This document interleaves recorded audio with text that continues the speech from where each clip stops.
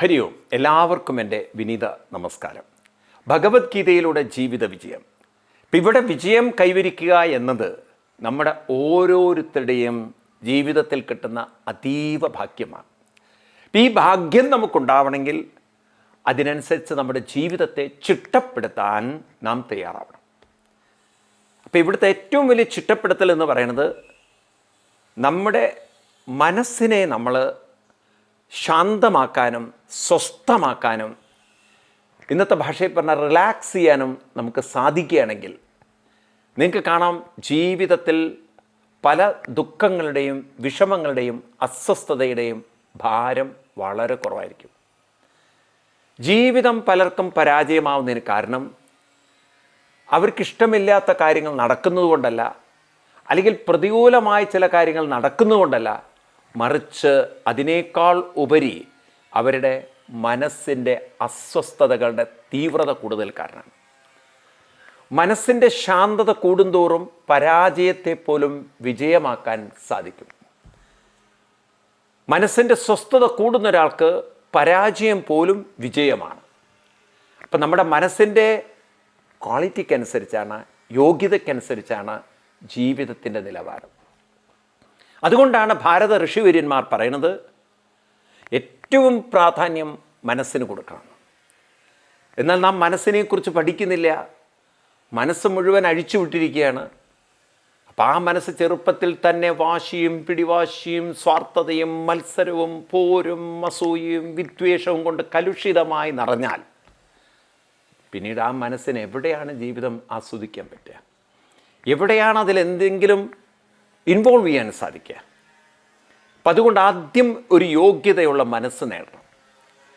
ഈ യോഗ്യതയുള്ള മനസ്സിനെ നേടിയാൽ മാത്രമേ ജീവിതത്തിൽ ഏത് കർമ്മരംഗത്തും ഒരാൾ വിജയിക്കുള്ളൂ എന്ന് കൃഷ്ണൻ നമുക്ക് തെളിയിച്ചു തരികയാണ് ഗീതയിലെ 4-ാം അധ്യായത്തിലൂടെ. അപ്പോൾ നമുക്ക് ആ ശ്ലോകങ്ങളിലൂടെ കടന്നു പോവാം. നമ്മൾ നോക്കുന്നത് ഗീതയിലെ 4-ാം അധ്യായത്തിലെ 18-ാം ശ്ലോകമാണ്. ആ ശ്ലോകം നമുക്കൊന്ന് ചൊല്ലിക്കൊണ്ട് നമുക്ക് അതിലേക്ക് കിടക്കാം.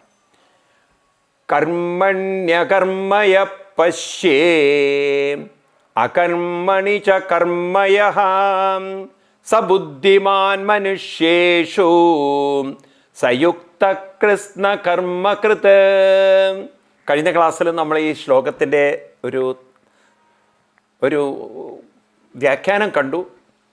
അത് കുറച്ചുകൂടി ഡീറ്റെയിൽ ആയിട്ട് നമ്മൾ കാണുക. അതായത് നമുക്ക് ജീവിതത്തിൽ എന്താണ് യഥാർത്ഥത്തിൽ വേണ്ടതെന്ന് നല്ല ബോധ്യം ഉണ്ടാവുക. എന്താ വേണ്ടത്? സന്തോഷമായിട്ട് ജീവിക്കണം. നമുക്ക് മാത്രമല്ല സന്തോഷം, നമുക്കും നമ്മുടെ ചുറ്റുപാടിനുമൊക്കെ സന്തോഷം പകർന്നുകൊണ്ട് അങ്ങനെയുള്ളൊരു സന്തോഷത്തിൻ്റെ അറ്റ്മോസ്ഫിയറിൽ നമുക്ക് ജീവിക്കണം.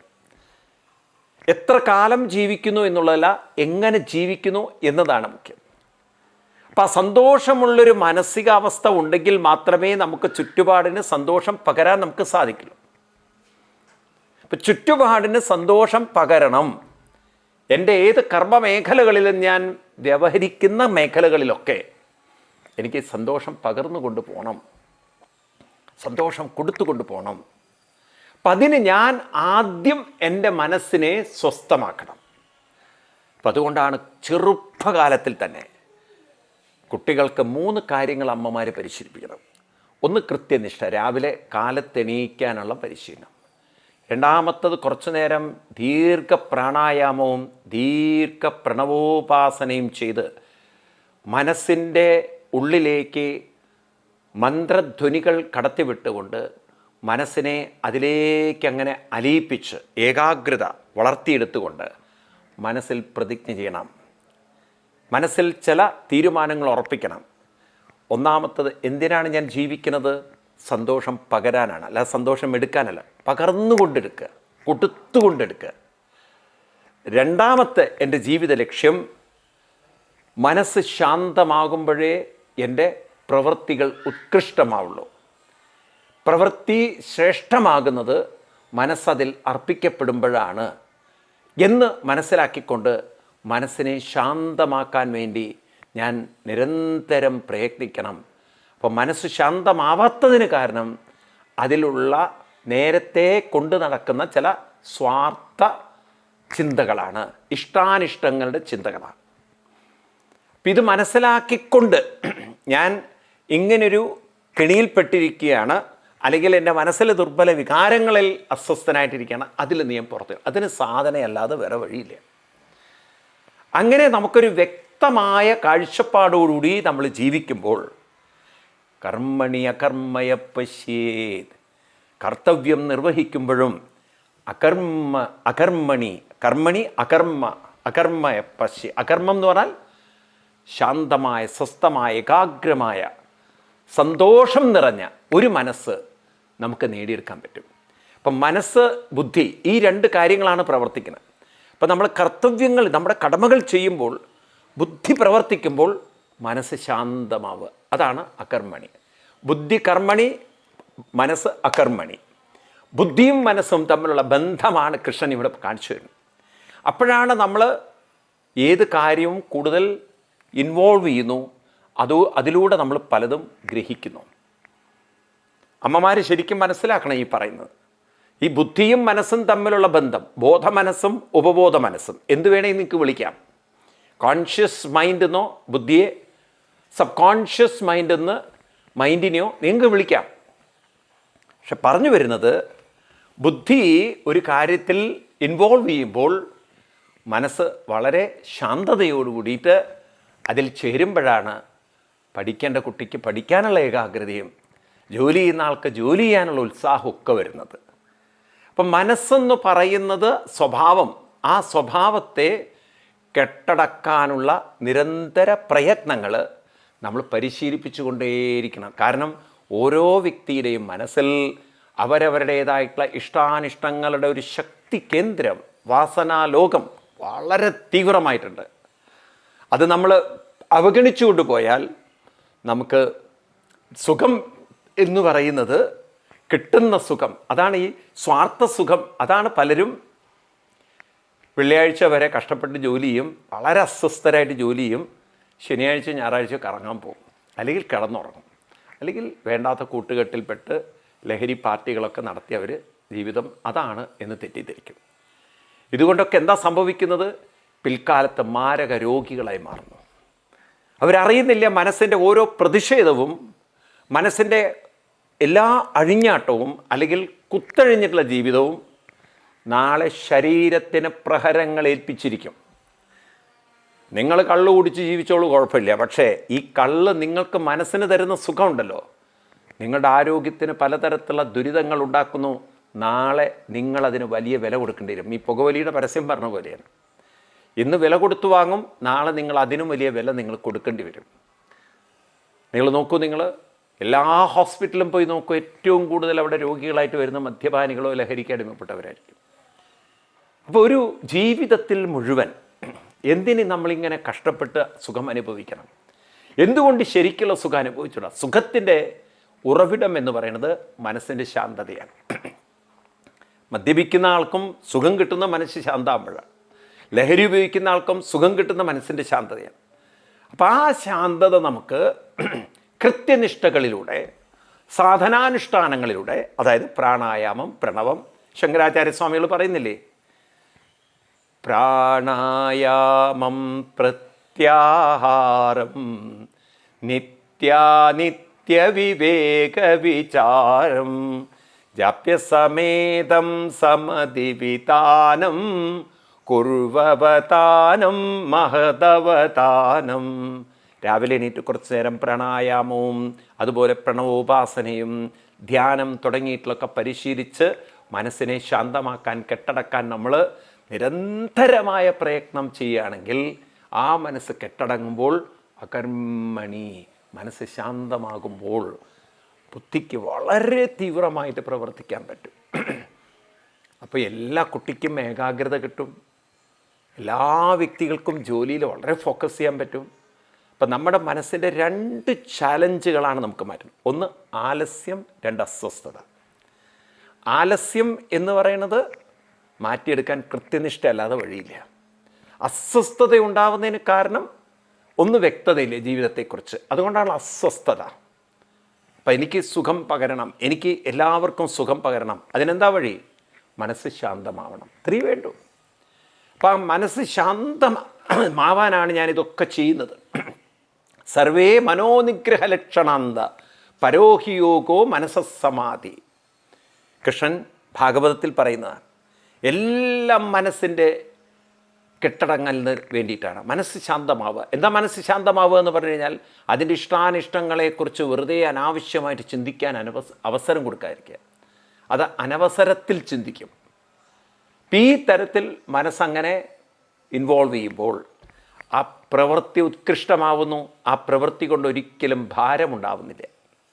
അപ്പം അതുകൊണ്ട് കൃഷ്ണൻ പറയുന്നു, അങ്ങനെ പ്രവർത്തിക്കുന്നവരുടെ ആ പ്രവർത്തനങ്ങളായിരിക്കും ഒരു വ്യക്തിയുടെ ഉന്നതിക്ക്, ഒരു രാഷ്ട്രത്തിൻ്റെ പുരോഗതിക്ക് ഏറ്റവും കൂടുതൽ ഉതകുന്നത്. അപ്പം നമ്മളൊക്കെ വ്യക്തിപരമായി ഉയരണം. നാം ഏത് മേഖലയിൽ ജോലി ചെയ്യുന്നോ ആ മേഖല ഉയരണമെങ്കിൽ, അല്ലെങ്കിൽ ആ വ്യക്തി എവിടെയാണ്, ഏത് സ്ഥാപനത്തിന്, ആ സ്ഥാപനത്തിന് പോലും ഉന്നതി ഉണ്ടാവണമെങ്കിൽ നാം ചെയ്യുന്ന വർക്കിൻ്റെ ക്വാളിറ്റി കൂടണം. അതിൻ്റെ പിന്നിലുള്ള ആറ്റിറ്റ്യൂഡ് ശരിയാവണം. അപ്പോൾ ആ ക്വാളിറ്റി, ആറ്റിറ്റ്യൂഡ് അത് ശരിയാക്കിയെടുക്കാനാണ് ഞാൻ ഈ സാധനാനുഷ്ഠാനങ്ങളൊക്കെ കൃത്യതയോടെ ചെയ്യുന്നത് എന്ന ബോധത്തോടുകൂടി അങ്ങനെ പരിശീലിച്ചു വന്നാൽ ഈ മനസ്സുണ്ടാക്കുന്ന പ്രതിഷേധങ്ങളെ, പ്രശ്നങ്ങളെ നമുക്ക് നിയന്ത്രിക്കാൻ പറ്റും. കർമ്മണി അകർമ്മയ.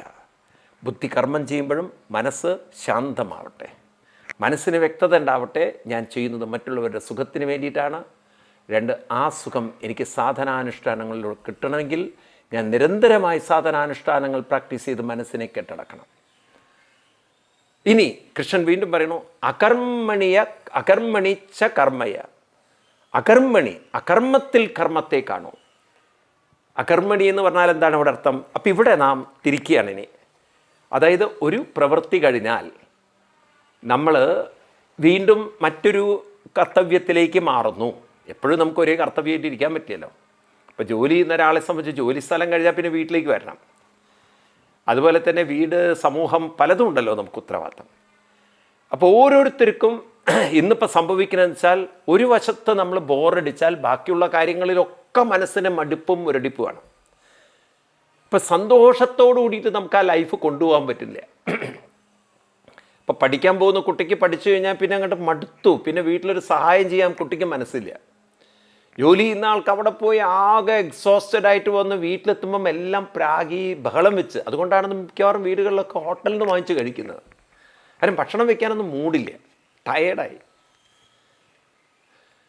അപ്പം അവിടേക്കാണ് നമ്മൾ മനസ്സ് ആസ്വദിച്ചുകൊണ്ട് പല കർമ്മങ്ങളും ചെയ്യുമ്പോൾ, മനസ്സ് സ്വസ്ഥമാകുമ്പോൾ, തിരിച്ച് ആ വർക്ക് കഴിഞ്ഞ് നമ്മൾ വീടുകളിലോ മറ്റോ എത്തിച്ചേരുമ്പോൾ അവിടുത്തെ സ്ഥലങ്ങളിലും നമുക്ക് സന്തോഷത്തോടുകൂടി ഇൻവോൾവ് ചെയ്യാൻ സാധിക്കണമെങ്കിൽ ഒരു പ്രവൃത്തി ചെയ്തതിൻ്റെ എല്ലാ തരത്തിലുള്ള ഒരു ചിന്തയും, അതായത് ഇഷ്ടാനിഷ്ടങ്ങളുടെ ചിന്തയായാലും ശരി, ആരെങ്കിലും എന്തെങ്കിലും പറഞ്ഞതായാലും ശരി, അല്ലെങ്കിൽ എന്തെങ്കിലും കണ്ടതായാലും ശരി, എന്തെങ്കിലും കേട്ടതായാലും ശരി, ഇതൊന്നും നമ്മുടെ മനസ്സിനെ ചിന്തിച്ച് സമയം കളയാൻ അനുവദിക്കും.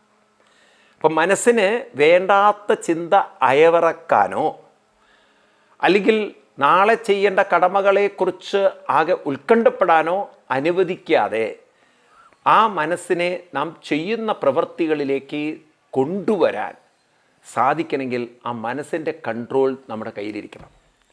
ഇപ്പോൾ നാം മനസ്സിൻ്റെ കൺട്രോളിലാണ്, മനസ്സ് നമ്മുടെ കൺട്രോളിലല്ല. എന്ത് ചിന്തിക്കണം, എന്ത് ചിന്തിക്കരുത്, അത് തീരുമാനിക്കാൻ നമുക്ക് പറ്റുന്നില്ല. മനസ്സാണ് പറയുന്നത് നീ ഇന്നത് ചിന്തിച്ചാൽ മതി. ഇപ്പം സ്വസ്ഥമായിട്ടിരിക്കുമ്പോഴും മനസ്സ് അസ്വസ്ഥമായ ഒരു ചിന്തയിലേക്ക് വരികയാണെങ്കിൽ നമ്മൾ കിടന്ന് അസ്വസ്ഥരാവുകയാണ്. നമുക്ക് ആ ചിന്തയെ വിടാൻ പറ്റുന്നില്ല. അതുകൊണ്ട് കൃഷ്ണൻ പറയുന്നു, അകർമ്മണിച്ച കർമ്മയേ. ഒരു കർമ്മത്തെ വിട്ടു, ഒരു പ്രവൃത്തി കഴിഞ്ഞാൽ അകർമ്മമായി. അകർമ്മം എന്ന് പറഞ്ഞാൽ ഒന്നും ചെയ്യുന്നില്ല. പക്ഷെ അപ്പോഴും മനസ്സിനെ കർമ്മയേ, മനസ്സിനെ കർമ്മം ചെയ്യിക്കുക. മനസ്സ് നമ്മുടെ നിയന്ത്രണത്തിലാണെന്ന് ഒരിക്കലും തെറ്റിദ്ധരിക്കരുത്. അത് വെറും മിഥ്യാബോധമാണ്. ആ മിഥ്യാധാരണ ഒരു ദിവസം നമുക്ക് മനസ്സിലാവും. ഇപ്പം ചെറുപ്പത്തിലൊക്കെ നമ്മൾ മനസ്സിനെ ഒട്ടും ഗൗനിക്കാതെ ജീവിക്കും. കാരണം നമ്മുടെ ഒരു ധാരണ, നമ്മുടെ യങ് ഏജിൽ മനസ്സ് നമ്മൾ പറഞ്ഞാൽ അനുസരിക്കുന്ന. പക്ഷെ മനസ്സിൻ്റെ കണക്ക് കൂട്ടൽ മുഴുവൻ തെറ്റും. കണക്ക് നമ്മുടെ മനസ്സ് നമ്മുടെ കണക്ക് തെറ്റിക്കും എന്നത് ആത്മഹത്യ ചെയ്യാൻ പോകുന്ന ചെറുപ്പക്കാരുടെ ആ മാനസികാവസ്ഥ നോക്കിയാൽ മനസ്സിലാവും. കാരണം അവരുടെ കണക്കുകൂട്ടൽ മുഴുവൻ മനസ്സ് തെറ്റിച്ചു. അപ്പം അതുകൊണ്ട് നമ്മുടെ മാനസികാവസ്ഥ ഒരിക്കലും കൈവിട്ടു പോകാതിരിക്കണമെങ്കിൽ ഒരു ജോലി കഴിഞ്ഞാലും മനസ്സിന് ജോലി കൊടുത്തുകൊണ്ടിരിക്കണം. അതിനാണ് ജപം തുടങ്ങിയിട്ടുള്ളതൊക്കെ നിരന്തരം പരിശീലിക്കേണ്ടത്. എൻ്റെ മനസ്സിൻ്റെ സന്തോഷം അത് മറ്റുള്ളവരിലേക്ക് പകർന്നു കൊടുക്കണം. ഞാൻ സന്തോഷം കണ്ടെത്തുന്ന തപസ്സിൽ നിന്നാണ്. തപസ്സിലൂടെ രൂപപ്പെടുന്ന മാനസികമായ ശക്തി ഞാൻ മറ്റുള്ളവർക്ക് പകർന്നു കൊടുക്കണം. മറ്റുള്ളവരുടെ ജീവിതം സുഖമായിരിക്കണം. അപ്പം അതുകൊണ്ട് ദിവസവും രാവിലെയും വൈകുന്നേരമൊക്കെ കുറച്ചു നേരം നിവർന്നിരുന്ന് ഉപാസനാദി സംസ്കാരങ്ങൾ പരിശീലിച്ചെടുക്കാൻ പറ്റുന്ന ആളുകളെ സംബന്ധിച്ച് ഈ പറഞ്ഞ ഈ പോയിൻ്റ് മനസ്സിലാവും. കർമ്മണി അകർമ്മ, അകർമ്മ അകർമ്മണി കർമ്മ. അപ്പം ശരീരം പ്രവർത്തിക്കുമ്പോഴും മനസ്സ് ശാന്താവുക. ഇനി ശരീരത്തിൻ്റെ പ്രവൃത്തി ഒന്നിൽ നിന്ന് വിട്ട് മറ്റൊന്നിലേക്ക് തിരിയുമ്പോഴും മനസ്സ് വളരെ ശാന്തവും ഏകാഗ്രവുമായിട്ട് അവനവൻ്റെ കർമ്മങ്ങൾ ചെയ്യാൻ സാധിക്കുക. എന്തൊരാശയമാണ് നോക്കൂ നിങ്ങൾ. അപ്പോൾ ആ മനസ്സിൻ്റെ ആറ്റിറ്റ്യൂഡ്, മനസ്സിൻ്റെ ആ ഒരു സമീപനം, മനോഭാവം, അതിനെ നമ്മൾ ഡെവലപ്പ് ചെയ്ത് കൊണ്ടുവരികയാണെങ്കിൽ ബുദ്ധിമാൻ മനുഷ്യേഷു സ ബുദ്ധിമാൻ, അവരാണ് ഏറ്റവും ശ്രേഷ്ഠനായ ബുദ്ധിമാൻ. കാരണം അവരെ തളർത്താനോ അവരെ അസ്വസ്ഥമാക്കാനോ ഒരു ചിന്തയ്ക്ക് സാധ്യമല്ല. അവരവരുടെ ഏത് കർമ്മമേഖലയിലും മുഴുകുന്നു. ആ കർമ്മമേഖലയിൽ നിന്ന് അവർ വിടുമ്പോൾ മനസ്സപ്പോഴും അവരുടെ സാധനാ കർമ്മമേഖലയിൽ മുഴുകുന്നു. അപ്പം അങ്ങനെ മനസ്സിനെ എന്തു ചിന്തിക്കണം എന്തു ചിന്തിക്കരുത് എന്ന് സ്വയം പരിശീലിപ്പിച്ചെടുക്കാൻ സാധിക്കുന്ന ആളുകൾ അവരാണ് ശരിക്കും ജീവിതത്തിൽ വിജയിക്കുന്നത്. മനസ്സിനെ പരിശീലിപ്പിക്കുന്ന ആളുകൾക്കാണ് വിജയമുള്ളത്. അപ്പം അതുകൊണ്ട് കൃഷ്ണൻ പറഞ്ഞു സ യുക്ത കൃഷ്ണകൃത്. അവർ ജീവിതത്തെ സമഗ്രമായിട്ട് പൂർണ്ണമായിട്ട് അവരാണ് ബുദ്ധിമാൻ പണ്ഡിതന്മാർ. അപ്പം അതുകൊണ്ട് ഈ ഒരു ശ്ലോകം ശ്രദ്ധിക്കുക നിങ്ങൾ. ഒരു ഉദാഹരണം പറയുകയാണെങ്കിൽ ഈ വാക്കിൻ്റെ ഒരു അർത്ഥം എളുപ്പം മനസ്സിലാക്കാൻ, ഇപ്പോൾ ഒരു അമ്മ അവരുടെ കുട്ടിക്ക് കൊച്ചു കുഞ്ഞിന് അസുഖം വന്നു. അത് രാത്രി. അമ്മ ആ കുട്ടിയും കൊണ്ട് ഹോസ്പിറ്റലിൽ പോകണം. തൻ്റെ കുഞ്ഞിനുണ്ടായ രോഗത്തിൽ അമ്മ അങ്ങേറ്റം അസ്വസ്ഥയാണ്. ആ അമ്മയുടെ അടുത്ത് നിന്ന് കുട്ടിയെ ഡോക്ടർ കൊണ്ടുപോകുന്നു, അല്ലെങ്കിൽ നേഴ്സ് കൊണ്ടുപോകുന്നു. അവരെ ആശുപത്രിയിൽ അഡ്മിറ്റ് ചെയ്യുന്ന കുട്ടിയെ ഡോക്ടർ വന്നിട്ട് പറഞ്ഞു വിഷമിക്കൊന്നും വേണ്ട, കുട്ടി ഓക്കെയാണ്, ഒരു 24 മണിക്കൂർ ഒരു ഒബ്സർവേഷനിൽ ഇട്ടിട്ടുണ്ട്, ഒരു പ്രശ്നമില്ല, എവരിത്തിങ് നോർമൽ എന്ന് പറഞ്ഞിട്ട് അമ്മയെ ആശ്വസിപ്പിക്കുകയാണ്.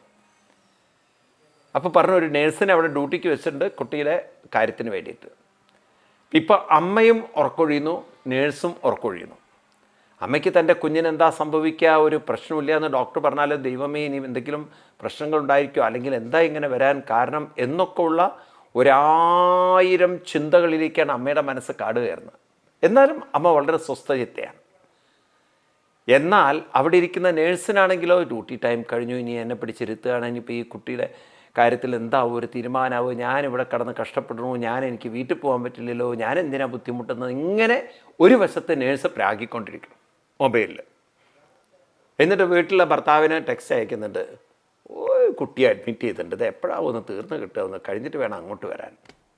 ഇവിടെയാണെങ്കിൽ പാവം അമ്മ നാമം ജപിച്ചും ഭഗവാന്റെ മന്ത്രങ്ങളൊക്കെ ചൊല്ലി കുട്ടിക്കൊരു കുഴപ്പമുണ്ടാവരുതേ എന്ന്. രണ്ടുപേരും പ്രവർത്തിക്കുന്നുണ്ട്. ഒരാൾ കർമ്മണി, ഒരാൾ കർമ്മം ഡ്യൂട്ടി ചെയ്യണം, പക്ഷേ അസ്വസ്ഥയായിട്ട് ചെയ്യണം. മറ്റാളും തൻ്റെ കുട്ടിക്ക് വേണ്ടിയിട്ട് പ്രാർത്ഥന തുടങ്ങിയുള്ള കാര്യങ്ങളിൽ ശാരീരികമായിട്ട് അവർ അകർമ്മത്തിലാണ്, എന്നാൽ മനസ്സ് കർമ്മത്തിലാണ്. നമുക്ക് എത്ര മനോഹരമാണ്. അമ്മയ്ക്കൊരു ബോറിംഗ് ഇല്ല, അമ്മയ്ക്ക് എത്ര മണിക്കൂർ വേണമെങ്കിലും അവിടെ ഇരിക്കാൻ പറ്റും, അമ്മയ്ക്ക് എത്ര സമയം വേണം, കാരണം ആ കുട്ടി തൻ്റെ കുട്ടിയാണ്. നേഴ്സിന് ആ ഭാവം വരുമോ, ആരുടെയോ കുട്ടി, എനിക്കാണെങ്കിൽ എൻ്റെ കുട്ടി അവിടെ ഇന്ന് പരീക്ഷാ റിസൾട്ടും കേട്ടിട്ട് തോറ്റിട്ടിരിക്കുകയാണ്, അതിന് പോയിട്ട് വേണം 2 എണ്ണം വെച്ച് കൊടുക്കാൻ. ഇത്രയും കാശൊക്കെ ഉണ്ടായിട്ട് അതിനെ ട്യൂഷനും പറഞ്ഞയച്ചിട്ട് അതിനൊരു ബോധവുമില്ല, അത് കിടന്ന് കമ്പ്യൂട്ടറിലിരുന്ന് കളിക്കണമെന്ന് പറഞ്ഞിട്ട് ആ ദേഷ്യത്തിലാണ് നേഴ്സ് ഇരിക്കുന്നത്. ഇപ്പം നോക്കൂ നിങ്ങൾ, ഇവിടെ എപ്പോഴും നമ്മുടെ മനസ്സിന് 100% നമ്മൾ ചെയ്യുന്ന കാര്യത്തിൽ മുഴുകാൻ പറ്റിയിട്ടില്ലെങ്കിലും അതൊരു പരിശ്രമം നിരന്തരം ചെയ്യുകയാണെങ്കിൽ ഉള്ളിടത്തോളം നമുക്ക് ലൈഫിനെ ആസ്വദിക്കാൻ പറ്റും. മനുഷ്യൻ്റെ കണക്കുകൂട്ടൽ എത്ര തെറ്റാണെന്ന് നോക്കൂ. മനുഷ്യൻ കണക്കുകൂട്ടുന്നത് എന്താണ്, പണം കിട്ടിയാൽ കല്യാണം കഴിച്ചാലൊക്കെ സുഖം എന്നാണ്. പക്ഷെ പണം കിട്ടിക്കഴിഞ്ഞാൽ മനസ്സ് അസ്വസ്ഥമാണ്. കല്യാണം കഴിയുന്ന ഒരാളുടെ മനസ്സ് അസ്വസ്ഥമാണ്. ഇവർക്ക് എന്ത് സുഖമാണ് കിട്ടുന്നത്, കുറച്ചു നേരത്തെ സുഖത്തിനെയാണ് ഇവർ വലിയ സുഖമായി കൊണ്ട് നടക്കണം. നമ്മളേറ്റവും കൂടുതൽ സുഖം, സ്വസ്ഥത അനുഭവിക്കുന്നത് ഉറക്കത്തിൽ മാത്രമാണ്. ബാക്കിയെല്ലാം നൈമിഷികങ്ങളാണ്. ഇന്ദ്രിയങ്ങളിലൂടെ കിട്ടുന്നതൊക്കെ നിങ്ങൾക്ക് 5-10 മിനിറ്റ്. ഇനിയിപ്പോൾ ഒരു മദ്യപാനിയുടെ സുഖമാണെങ്കിൽ പോയി കഴിഞ്ഞാൽ അയാൾ ബോധത്തോടു കൂടിയിട്ടാണെങ്കിൽ 1 മണിക്കൂർ കൊണ്ട് തീരും അയാളുടെ എല്ലാ ലഹരിയുടെ. 3, 4, 5 മണിക്കൂർ ലഹരിയിൽ ആരും ഇതുവരെ ബോധത്തോടു കൂടി ഇരുന്നില്ല. ഒരു അരമണിക്കൂർ കഴിയുമ്പോഴേക്കും അയാൾ ബോധം കെട്ടുടങ്ങിയിട്ടുണ്ടാവും. അപ്പോൾ ഈ മനസ്സ് കെട്ടടങ്ങി കിട്ടുന്ന സുഖം, ഉറക്കത്തിൻ്റെ സുഖം ഉണ്ടല്ലോ, അതങ്ങനെ മണിക്കൂറുകളോളം നിറഞ്ഞു നിൽക്കുന്നു. അപ്പം ആ ഒരു സുഖം നമ്മുടെ ജീവിതത്തിൽ ബോധപൂർവം ഉണ്ടാക്കിയെടുക്കണമെങ്കിൽ ചെയ്യുന്ന കർത്തവ്യങ്ങളിൽ മനസ്സിനെ നമ്മൾ പൂർണ്ണമായി കൊണ്ടുവരാൻ, അർപ്പിക്കാൻ നമുക്ക് സാധിക്കും.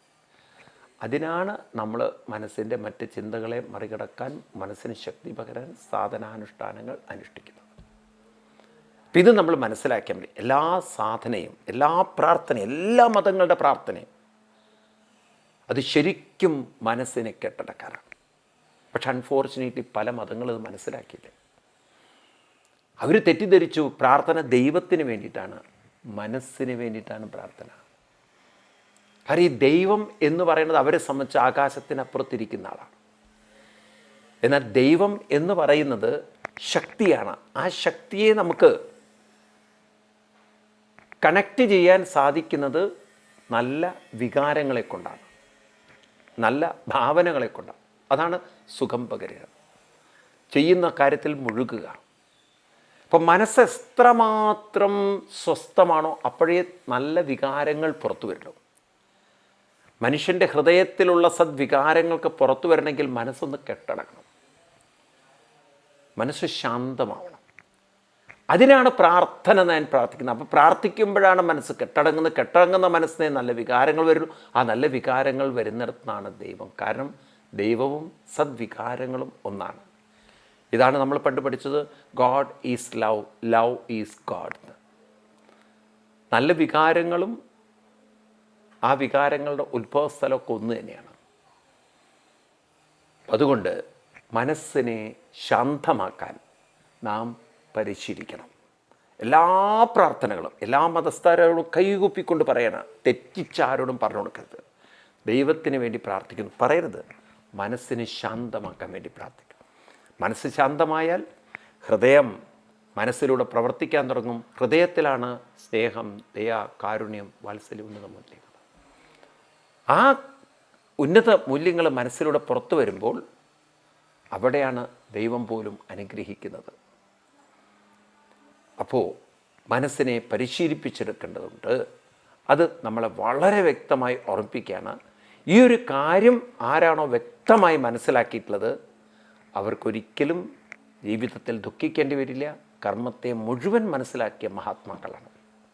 അപ്പം അതുകൊണ്ട് നമുക്ക് നല്ല ജീവിതത്തെ നേടിത്തരാൻ ഈ കർമ്മരഹസ്യം നമുക്ക് പഠിച്ച് നല്ല മനസ്സോടുകൂടിയിട്ട് നമ്മുടെ കർത്തവ്യത്തിൽ മുഴുകാൻ സാധിക്കട്ടെ.